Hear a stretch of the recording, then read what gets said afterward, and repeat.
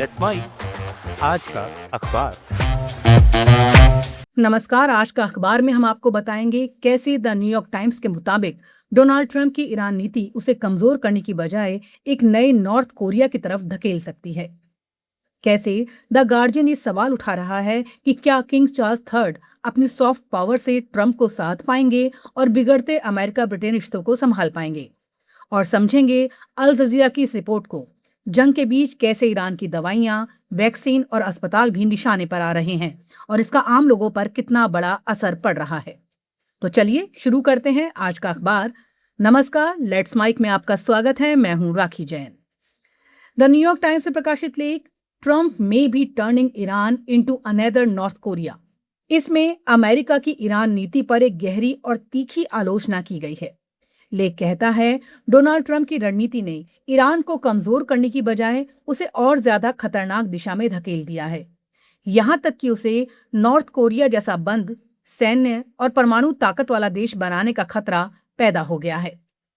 लेख शुरुआत में इतिहास का संदर्भ देता है कि कैसे अमेरिका पहले भी ईरान को समझने में बड़ी गलतियां करता रहा है, चाहे 1979 की इस्लामिक क्रांति से पहले की गलत आकलन हो या उसके बाद के फैसले। और अब वही गलती फिर दोहराई जा रही है। ट्रंप ने भले ही ईरान की सैन्य ताकत को नुकसान पहुंचाया हो, लेकिन इसके साथ ही ईरान को एक नया हथियार मिल गया है, स्ट्रेट ऑफ हॉर्मुज पर नियंत्रण, जिससे वो वैश्विक तेल सप्लाई और अर्थव्यवस्था को प्रभावित कर सकता है। लेख का तर्क है, ये युद्ध टेक्निकल जीत तो दे सकता है, लेकिन स्ट्रेटेजिक हार भी साबित हो रहा है। उदाहरण के तौर पर ईरान अब पहले से ज्यादा तेल से कमाई कर रहा है और अगर वो जहाजों से टोल वसूलने लगे तो उसकी आर्थिक और सैन्य ताकत और बढ़ सकती है। सबसे अहम चिंता यह है कि ट्रंप की कार्रवाई, जैसे शीर्ष नेतृत्व को हटाना, जिसमें अली खामनेई शामिल है, ने ईरान के भीतर संतुलन बनाने वाले अपेक्षाकृत संयमित नेताओं को खत्म कर दिया है। उनकी जगह अब ज्यादा कट्टर और सैन्य सोच वाले लोग हावी हो रहे हैं, खासकर इस्लामिक रेवोल्यूशनरी गार्ड कॉर्प्स। लेख चेतावनी देता है, अगर ये रुख जारी रहा तो ईरान धीरे धीरे नॉर्थ कोरिया जैसा बन सकता है, जहां सत्ता सेना के हाथ में हो, देश और ज्यादा दमनकारी हो जाए और परमाणु हथियार हासिल करना प्राथमिकता बन जाए। पहले जहां ईरान परमाणु हथियार बनाने से हिचक रहा था, अब वही उसे जरूरी सुरक्षा कवच लग सकता है, क्योंकि बिना परमाणु हथियार के भी उसे प्रतिबंध और युद्ध झेलना पड़ा है। लेख में यह भी कहा गया है कि ट्रंप की नीति में स्पष्टता की कमी है।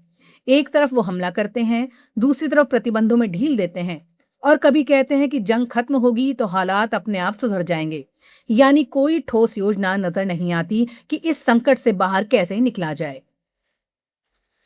द गार्जियन में प्रकाशित लेख, as a state visit looms, can King Charles tame Trump. इसमें ब्रिटेन और अमेरिका के बीच बदलते रिश्तों के बीच होने जा रही एक अहम मुलाकात पर सवाल उठाया गया है। क्या किंग चार्ल्स थर्ड अपनी सॉफ्ट पावर से डोनाल्ड ट्रंप को संभाल पाएंगे और दोनों देशों के रिश्तों को थोड़ा बेहतर बना पाएंगे? लेख समझाता है कि ये यात्रा सिर्फ एक औपचारिक दौरा नहीं है, बल्कि ऐसे समय में हो रही है जब अमेरिका और ब्रिटेन के रिश्ते तनाव में हैं और ट्रंप बार बार अपने सहयोगियों पर तीखे बयान दे रहे हैं।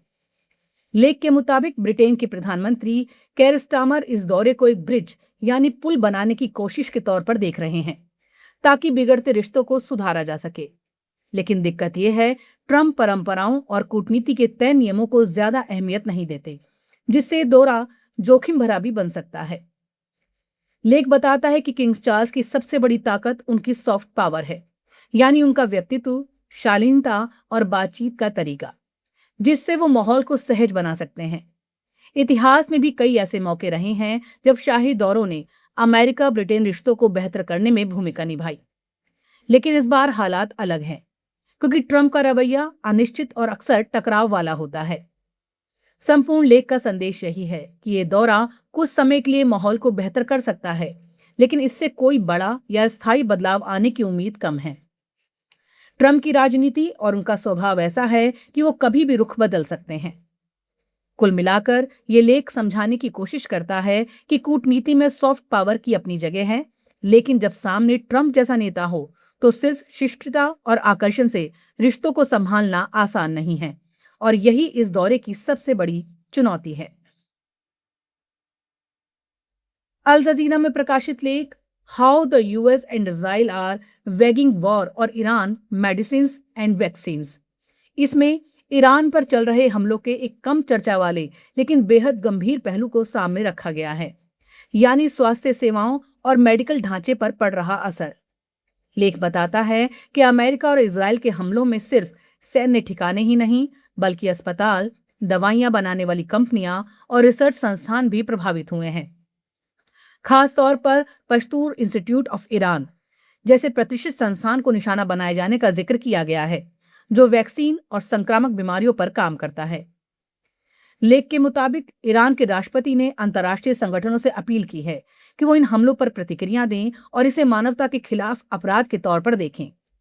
रिपोर्ट में बताया गया है कि अब तक कई हेल्थ केयर सुविधाओं पर हमले दर्ज किए जा चुके हैं, जिनमें अस्पताल, रेड क्रिसेंट के गोदाम और दवा कंपनियां शामिल हैं। इससे न सिर्फ इलाज की व्यवस्था प्रभावित हो रही है बल्कि आम नागरिकों और स्वास्थ्य कर्मियों की सुरक्षा भी खतरे में है। लेख ये भी समझाता है कि अंतर्राष्ट्रीय मानवीय कानून के तहत अस्पतालों और मेडिकल सुविधाओं पर हमला करना प्रतिबंधित है। वर्ल्ड हेल्थ ऑर्गेनाइजेशन और international committee of the red cross जैसे संस्थान भी इस बात पर जोर देते हैं कि युद्ध के दौरान स्वास्थ्य सेवाओं को सुरक्षित रखा जाना चाहिए। इसके बावजूद हाल के संघर्षों में ऐसे हमलों की संख्या बढ़ती जा रही है। रिपोर्ट गाजा और लेबनान के उदाहरण भी देती है, जहां पहले भी स्वास्थ्य ढांचे को भारी नुकसान हुआ है। इससे ये संकेत मिलता है ये कोई एक जगह की समस्या नहीं बल्कि एक व्यापक पैटर्न बनता जा रहा है। कुल मिलाकर लेख कहना चाहता है कि जंग का असर सिर्फ युद्ध के मैदान तक सीमित नहीं रहता। जब अस्पताल, दवाइयां और स्वास्थ्य सेवाएं निशाने पर आती हैं तो इसका सबसे बड़ा नुकसान आम लोगों को उठाना पड़ता है। और यही वजह है कि ऐसे हमलों को सिर्फ सैन्य कार्रवाई नहीं बल्कि एक गंभीर मानवीय संकट के तौर पर देखा जाना चाहिए।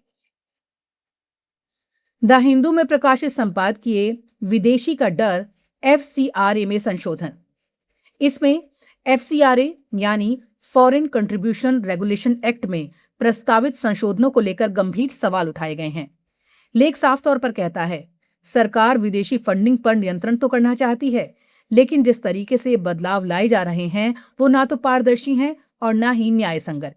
खास तौर पर 25 मार्च 2026 को लोकसभा में पेश प्रस्ताव में व्यवस्था दी गई है कि जिन संगठनों का FCRA लाइसेंस रद्द होगा उनकी संपत्तियों को एक नामित प्राधिकरण सीधे अपने नियंत्रण में ले सकता है, वो भी बिना किसी न्यायिक प्रक्रिया के। संपादकीय का मुख्य तर्क ये है कि ये व्यवस्था सिद्धांत और प्रक्रिया दोनों स्तर पर गलत है।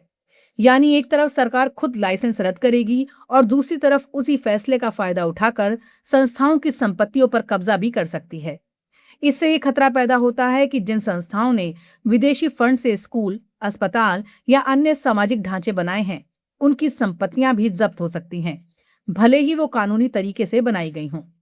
लेख ये भी बताता है कि FCRA कानून समय के साथ और सख्त होता गया है। 1976 से शुरू होकर 2010 और 2020 में इसमें बदलाव किए गए, लेकिन अब जो प्रस्ताव सामने है उसमें चयन करने और अपारदर्शिता की आशंका ज्यादा दिखती है।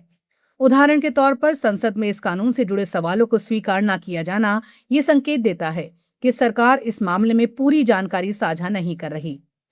संपादकीय का निष्कर्ष साफ है, विदेशी फंडिंग पर नियंत्रण जरूरी हो सकता है, लेकिन उसके नियम निष्पक्ष, पारदर्शी और न्याय के सिद्धांतों के अनुरूप होने चाहिए। अगर ऐसा नहीं होता तो ये कानून भरोसे की जगह डर पैदा करेगा और सामाजिक क्षेत्र में काम कर रहे संगठनों पर अनावश्यक दबाव डालेगा। आज का अखबार में फिलहाल इतना ही।